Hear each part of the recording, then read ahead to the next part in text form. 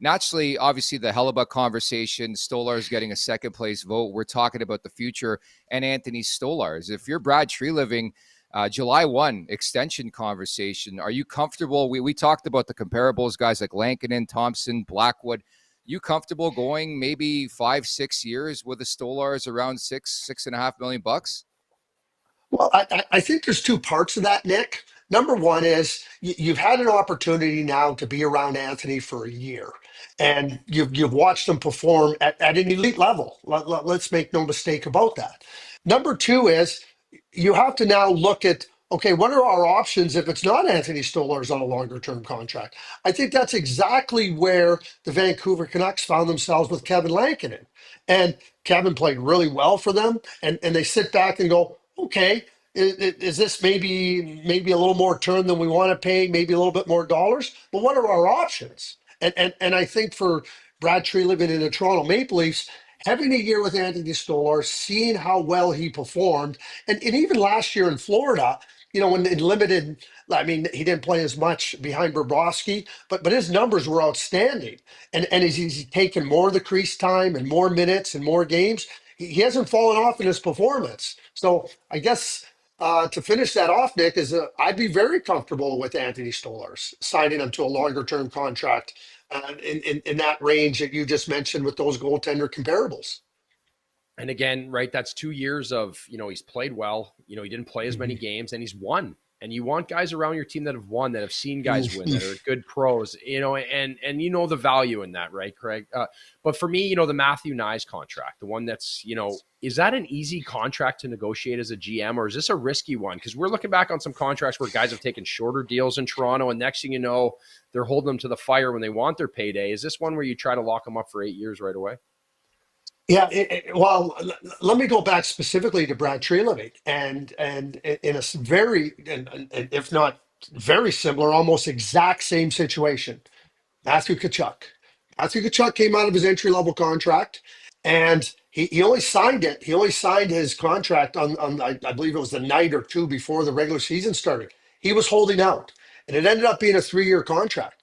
Now, my understanding is all Kachuk was asking for was the Draisaitl contract. And if you go back and look at where Matthew Kachuk was at that time and compare it to where Draisaitl was when he signed that contract, that would have been a phenomenal contract for Matthew Kachuk and the Calgary Flames.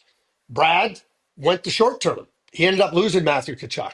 So I think with Matthew Knies, that type of player, I mean, we use all kinds of types of descriptors, unicorn, unique, what he brings to the table. I think if anything, that the Matthew Kachuk situation should be a guideline for Brad Treliving to sign him for 8 years. Yeah, the last thing you want to do is walk this guy to UFA status, which is there's a potential there, but he has to be the top priority, no, leading up to the draft and also free agency here. Yeah, well, it's not just walking him to free agency. I mean, quite frankly, Brad Treliving pissed off Matthew Tkachuk. He pissed him off, and then Matthew said, "I'm out of here. Get me out of here because I'm not going to re." It was a year before his unrestricted free agency, and he said, "I'm not playing here. You wanted to treat me that way? I have the leverage now." So players are proud. Players are competitors. If you want players to be hard competitive on the ice, what do you think they're going to do? Roll over off the ice? Matthew Tkachuk doesn't know anything about rolling over. And that's why I say when you look at Brad Treliving's experience with Matthew Tkachuk, that to me is the guideline. And 8 years is the term. Get it done and get it done. And absolutely, Nick, it's a priority. Yeah, and I think, again, he's a hockey family too, right? You have a father that's been around the game. You're not going to pull the wool over his eyes, right? This is something that, and for Matthew Knies, obviously, he's priority. But Mitch Marner, obviously this has been the elephant in the room for such a long time here, Craig. Does he come back, or do you think his days are done? Yeah, it feels like he's moving on. Carter, one of the things that I'm constantly reminded of is Brett Hall. Brett Hall was a great player. He was a player in St. Louis that was the face of the franchise. He was an MVP in the league. He was a great goal scorer. And it somehow, the narrative around Brett Hall was, oh, you can't win with Brett Hall. Well, We saw it as a great opportunity in 1998 to get an elite goal scorer on our team in Dallas that we felt could, lift us and get us over the hump, so to speak, and become a Stanley Cup. We were already a contender, but to give us a better chance to win. If I told you that there was 150 people that came up to me unsolicited, as well as others that are, and told us that we would never win with Brett Hall, like I might be selling it short on the number of people. What's interesting is after the fact, when we did win with Brett Hall, not one person came back and said, geez, we were wrong. And I think this is the reason I bring it up is I think it's the same thing with Mitch Marner.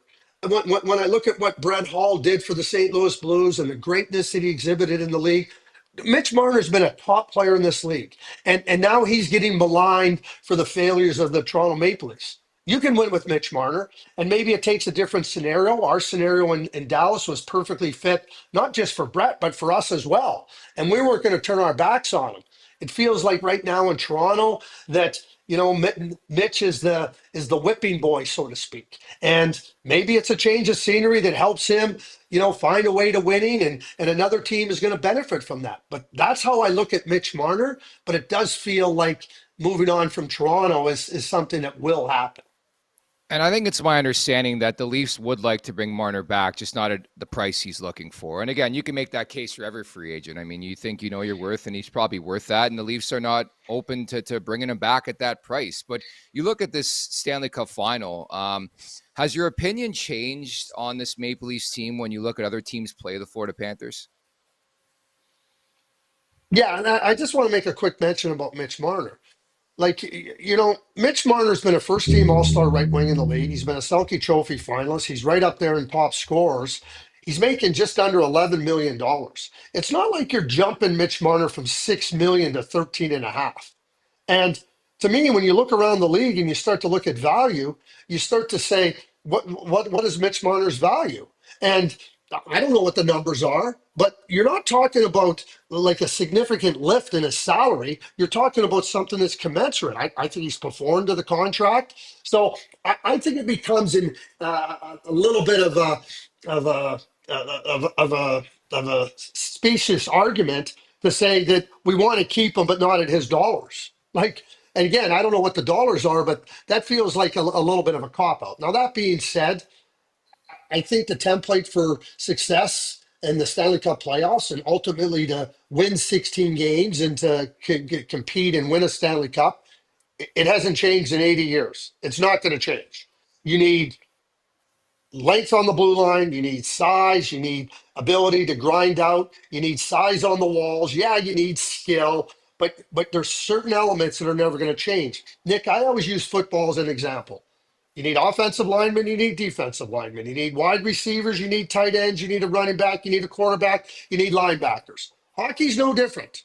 You need heavy players that can forecheck and grind. You need guys that can score. You need guys that can get the puck out of your zone. You need defensemen that can defend. But bottom line is you need all different types.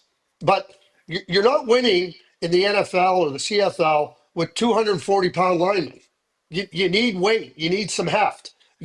Can you win with a smaller running back? Yeah. Can you win with a smaller forward? Can you win with a smaller defenseman? Yeah. But you can't have too many of them. And that template is never changing. And in fact, the since 2005, with the rule implementation following the lockout, the development of the big player is just becoming more profound. And so bigger and more skilled is coming. And we're seeing evidence of that. And if you think it's changing in the playoffs, you're just kidding yourself.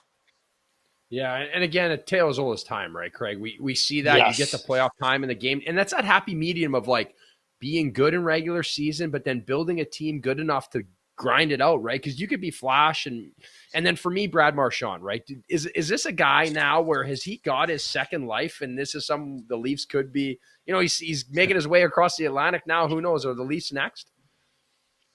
Well, I mean, I think he'd be a great addition for the Leafs for a number of reasons.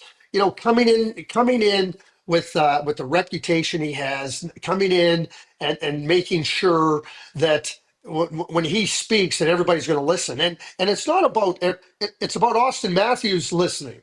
It's about your best players paying attention and understanding. I'll go back to our team in Dallas. When we traded for Joe Newendike walked into our team into our locker room, and like with a snap of a finger, just his presence alone changed things because he was real, he was legitimate, his credibility was beyond reproach, and that helped Madonna, and that helped Hatcher, and I think that when we look at the Toronto Maple Leafs players, you look at Austin Matthews, you look at William Nylander, you look at Morgan Riley, just that I'm naming some of their key players. A Brad Marchand stepping in there, I think helps in that regard. And you talk about your second life. We've seen players perform as they get older. Brad Marchand, as we know, is not the same player today that he was 5 years ago, but he's still a highly effective player, and and he can still be a really important player. So when we look at that, I think we look at the age curve and we go, okay, yeah, I should be falling off. Most players do fall off, some don't, and I think Brad Marchand falls into the latter group.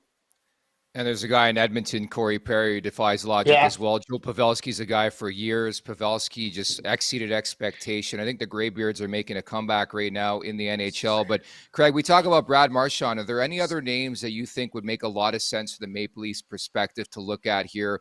We've talked a lot about Mason Marchment, Jonathan Marchessault, obviously Sam Bennett, but it sounds like he's going back to Florida. Anybody stick out for you outside of the guys we just talked about? Yeah, well, yeah. Like again, you're looking at multiple areas. So we talked about Mitch Marner earlier. So that could make sense. Like why you would look at a Jonathan Marchessault, and Jonathan is one. But there's two other places that I would look at, and I would look at really hard. And and one's a trade, and one would be a free agent signing. The Toronto Maple Leafs, like to me, getting an Aaron Ekblad, not getting getting Aaron Ekblad, I think would be something that would be really significant. The other player that I would look at trying to acquire is Brian Rust. I would go after Brian Rust. I would try to inquire what it would take to get Brian Rust out of the Pittsburgh Penguins. And I also would look at William Karlsson of the Vegas Golden Knights to play in the center ice position. He's been a good player. He can swing into different spots if you need be. But those are the players. I mean, we talk about Sam Bennett and everything. I'll be straightforward. I mean, Mason Marchment was part of the Toronto Maple Leafs. I mean, it's not that I would not be interested in Mason Marchment, but I would explore some other areas before I would get to Mason. And I really like Mason, but I would explore William Karlsson. I would explore Brian Rust. I would explore Aaron Ekblad before I got to Mason Marchment. You know, Craig, obviously you have a good grasp on the scouting and what's been going on. And we look at a player in Easton Cowan who just had an unbelievable Memorial Cup run. You know, obviously took a bit of a setback, I think, just in the public eyes and Leafs fans with the World Juniors and the way that it went. But, like, what's your take on his game? And, you know, is he NHL ready now? So let me answer the last question first, Carter. I think NHL ready depends on what your expectations are for him. Do I think he could come in and play in the NHL next year? Yeah, I think he could. Is he going to be the player that eventually I think he'll become? No, I think there's going to be, like any young player, and certainly where he's at physically, there'll be some growing pains, but he's a smart player. He's a competitive player. And I think that that's something that can allow him to get into the lineup and help you in different areas. He's not going to be a frontline player, NHL ready next year, but that'll come in time. It's always fascinating to me when we look at the World Junior, and there's so many eyeballs on the World Junior, and in a lot of cases that becomes a lens to evaluate players. 21 of the 25 players that were on that World Junior team and had won multiple times, either with their club team or combined with Team Canada. That was a failure of the coach. I'm not hiding from it. I'm not ducking. He did not do a very good job. And so now everybody looks at, what about the World Junior? I get it. It was just an abysmal performance, but the coach was never able to get the players connected in any purposeful way. Easton Cowan is a competitor. He's a guy that wants to be a difference maker. I read a comment by Jason Karmanos, the assistant general manager of the Buffalo Sabres, and he was asked about, I'm paraphrasing, trying to find competitive players. And he says, oh, it's hard to identify him at 18. No, it isn't, Jason. It's really easy to identify. Just watch who competes and plays hard and gets invested. That's Easton Cowan. And if you want players like Easton Cowan and you want players that can change your DNA that are competitors, you better draft players like Easton Cowan. No question in my mind that I think he's going to be a good NHLer. You know, Doug Gilmour, I think, was a 6th or 7th round draft pick, and we all know what he became. I call Easton Cowan a lowercase Doug Gilmour in terms of his competitiveness and his fire and ability to perform when it counts the most. And I think that's important for the Toronto Maple Leafs. And they need a lot more, maybe not a lot more, but getting more players like that will help that DNA change that Brad Treliving is after. I know somebody always competes as well. His name is Craig Budd. And Craig, thanks so much for your time today. Yeah, thanks, Nick. Thanks, Carter. Great to spend some time with you. Make sure to check out more of our content right here on the Leafs Nation YouTube page. We got long form interviews, we got clips, we got epic rants by Jay Roseau. We simply have it all. And don't forget, you can find out much more at theleafsnation.com. Thanks so much for watching.